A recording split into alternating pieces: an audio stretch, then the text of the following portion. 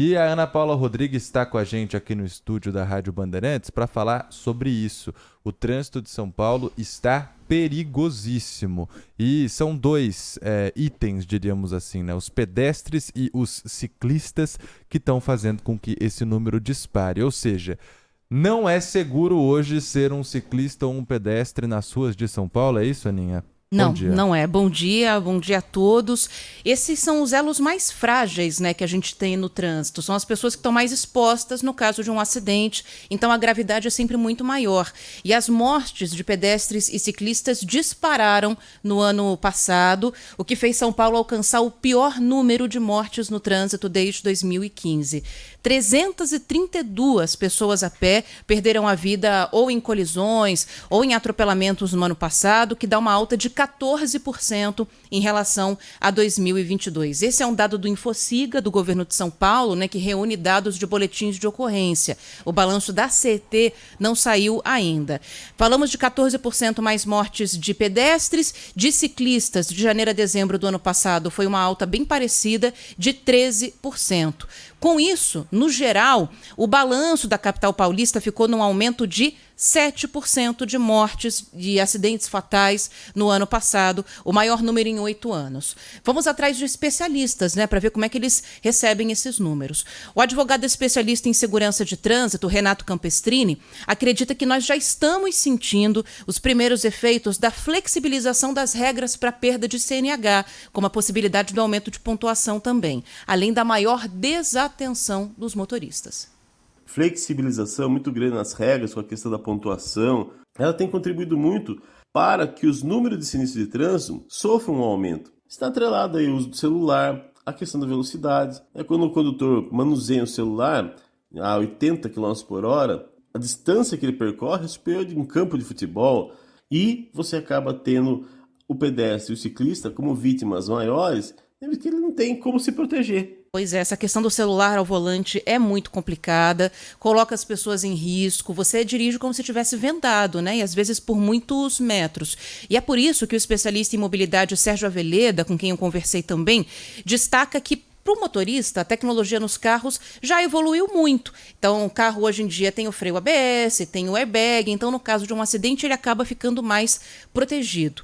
O que está faltando? Medidas específicas para pedestres principalmente. Nós precisamos diminuir a energia destes choques entre carros, ônibus, caminhões e os corpos humanos. Primeiro, continuar diminuindo as velocidades. A Prefeitura deve continuar com estas ações, explicando à população que diminuir a velocidade no trânsito não aumenta o tempo de viagem e que protege a vida. Bom, por outro lado, a prefeitura tem se esforçado muito para reduzir as mortes de motociclistas e começou a dar resultado, embora os números ainda sejam muito altos. Isso porque está melhorando.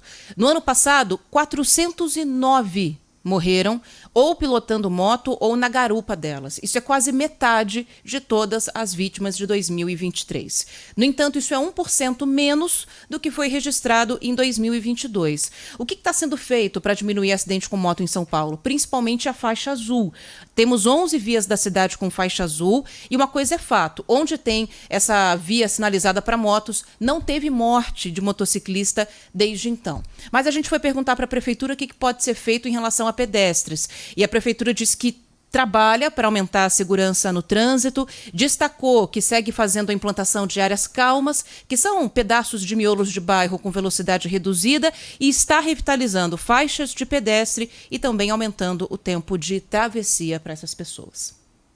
Celular complica muito, né? Eu, direto, tenho que passar pela Rebouças e sempre aquela coladinha na traseira, assim, porque para o trânsito.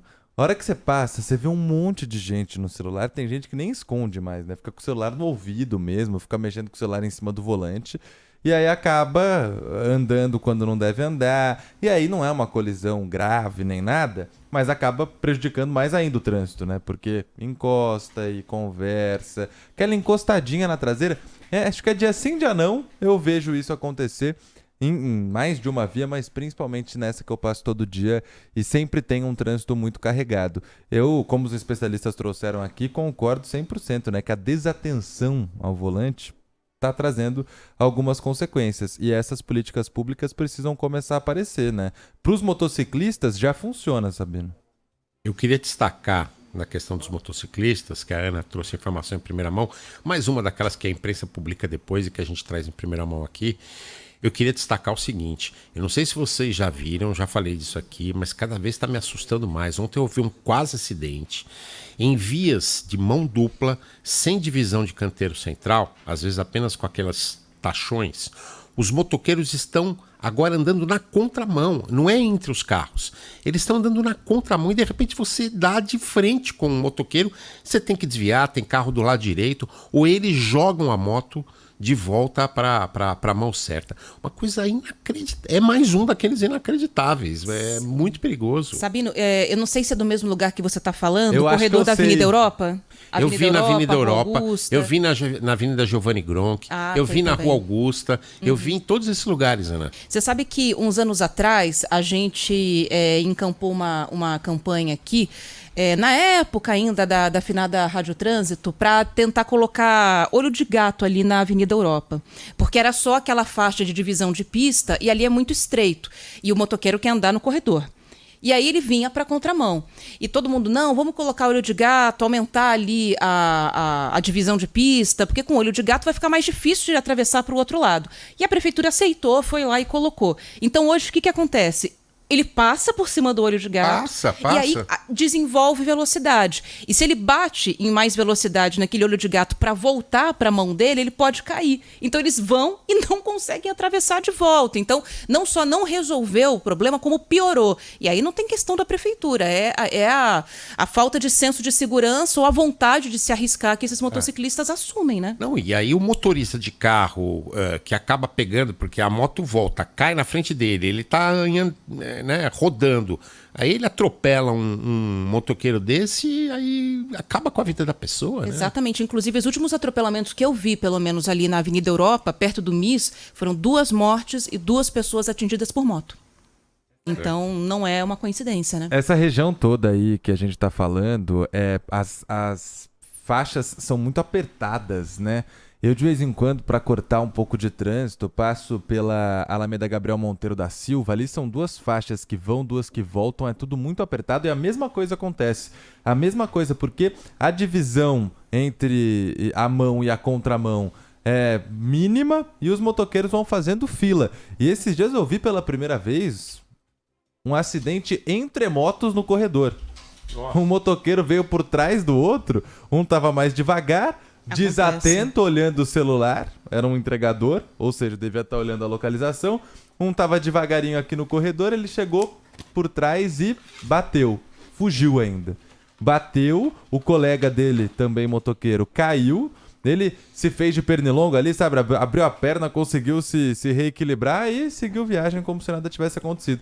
É um perigo mesmo. E a gente tá falando de estreitamento de pista, a gente fala aqui no Bandeirantes que um assunto puxa o outro, né? Rapaz, o que é o tamanho das vagas de carro no shopping centers em São Paulo? Eu quero saber quem consegue sair. Toda vez que eu saio do carro, estaciono numa vaga dessa, eu tenho a impressão que eu engordei uns 10 quilos. Porque eu não consigo sair do carro, né? E é óbvio, eu tomo cuidado para minha porta não bater na porta do carro do lado, mas será que o carro do lado toma o mesmo cuidado com a minha porta? Então fica todas aquelas batidinhas de porta. E o que eles fizeram? Em vez de construir estacionamento novo, eles diminuíram o tamanho das vagas. E aí você até entende a pessoa que para em 2, né? É por segurança para ninguém arranhar o carro dela. E tem shopping que não tem nem como construir vaga nova, né? Não tem. Não tem pra onde construir. Então vai lotando cada vez mais os shoppings frequentados por muita gente, e muita gente vai de carro, porque muitos shoppings ficam longe do transporte público, e aí vai uma coisa levando a outra.